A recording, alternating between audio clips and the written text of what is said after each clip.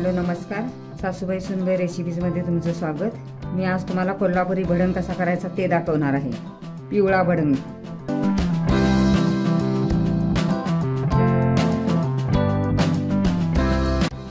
त्यासाठी लागणारे साहित्य घेतले मी अर्धा किलो हे चिरमुरे घेतलेत।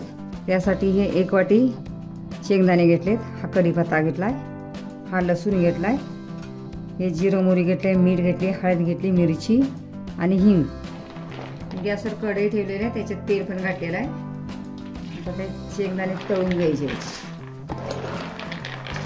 शेंगदाणे मी असे निवडूनच घेतलेले आहे, आता कुजलेले पण असतात, त्यामुळे घेताना निवडूनच घ्यायचे। चांगलं असं परतत राहून असं भाजून घ्यायचे, चांगले तळून घ्यायचे। आता 1-2 मिनिटं झालेले आहेत, अजून 1-2-3 मिनिटं व्हायला पाहिजे। चांगले असं भाजून घ्यायचे। मी आता गॅस बारीकच केलेला, आता बारीक गॅसवर चांगले भाजून घ्यायचे, म्हणजे अशी कठीण अशी होतात, अशी कुरकुरीत। तर त्याला अजून 1-2-3 मिनिटं लागणार आहेत कुरकुरीत होण्यासाठी। आता शेंगदाणे भाजलेले आहेत, मी बारीक गॅसवर 10 मिनिटं भाजलेले आहेत। मी आता काढून घेणार आहे, ते पण एका प्लेटमध्ये काढून घ्यायचं आहे। मी आता कढीपत्ता तळून घेणार आहे।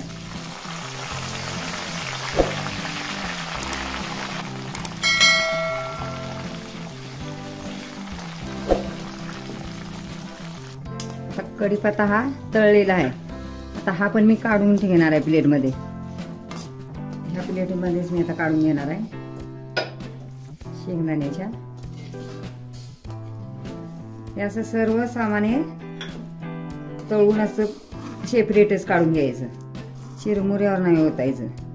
आता त्यामध्ये मिरची तळून घेणार आहे मी। गॅस माझा बारीकच आहे, मी बारीक गॅसवरच तळून घेते सर्व। आता मिरची तळून झालेली आहे, ही पण मी आता काढून घेणार आहे।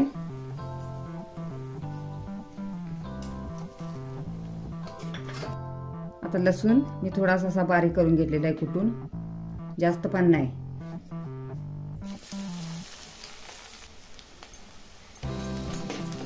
आपण चांगला असा तळून घ्यायचा लसूण, कच्चा नाही ठेवायचा।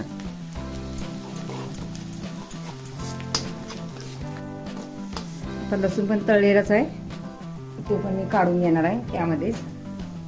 असा तळून घ्यायचा लसूण, म्हणजे जास्त दिवस जरी भडंग राहिला तरी तो चांगला राहतो। कच्चा घातला तर मग तो भडंगला वास येतो एक प्रकारचा कच्चा असा, आणि हा खाल्ला जातो शक्यतो। तळलेला लसूण कोण टाकत नाही, त्या निमित्तानं पोटात लसूण जातो आपल्या। सर्व सामान आता भाजून झालेलं, आता फोडणी करायची आहे। त्यामध्ये आता पहिल्यांदा मोहरी घालायची आहे। आता पहिल्यांदा मोहरी टाकायची आहे। मोहरी तडतड झाली की मग जिरं घालायचंय।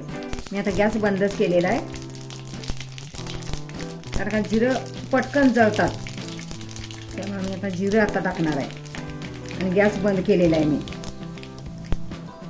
आता त्यामध्ये चवीनुसार मीठ घालायचं आपल्याला, तर 1-2 चमचे आहे मीठ। आता ह्यामध्ये मीठ टाकलेलं आहे। आता ह्यामध्ये मी हळद टाकणार आहे, ही माझी गावरानच हळद आहे, ही 2-3 चमचे टाकणार आहे मी। चांगला कलर पण आला पाहिजे आणि शरीराला हळद चांगली पण असते। हा पिवळाच भडंग करायचा आहे, त्यासाठी मी आता हिंग आहे, हे छोटे चमचे आहेत, त्यामुळे मी 4 चमचे टाकणार आहे हिंग। हिंगामुळं चांगली अशी तोंडाला चव पण येते। माणूस जरी आजारी तापा थंडीचा असला आणि हे हा जर भडंग खाला तर त्या माणसाच्या तोंडाला चव पण येत, त्यामुळे असा करायचा आहे हा भडंग, पिवळा भडंग कोल्हापुरी। मी आता फोडणी करून घेतली आहे, यामध्ये मी आता टाकणार आहे। त्याला आता सर्व चोळून घ्यायचं आहे एक जीव करून। आता सगळं मिक्स करून घ्यायचं आहे।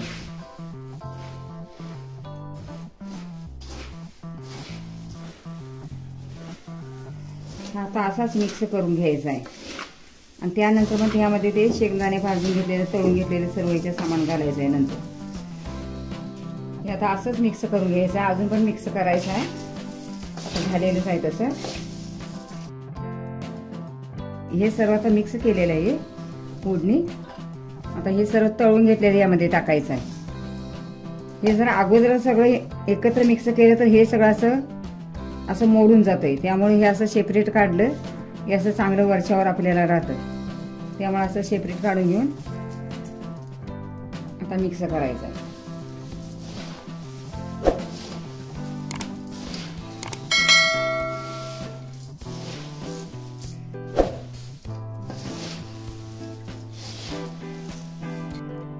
आता हा झालेलाच आहे भडंग. त्यामध्ये मी थोडीशी साखर टाकणार आहे चमचाभर.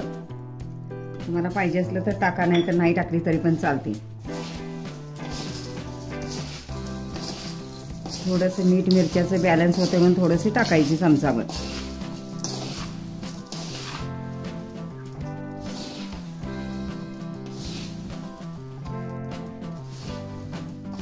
बघा किती छान झालेलं आहे भडंग.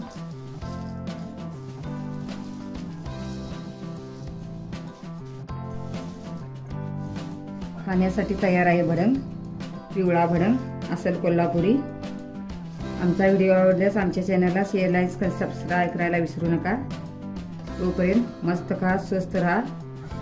पुन्हा भेटूया अशाच नवीन व्हिडिओ सोबत. तोपर्यंत धन्यवाद.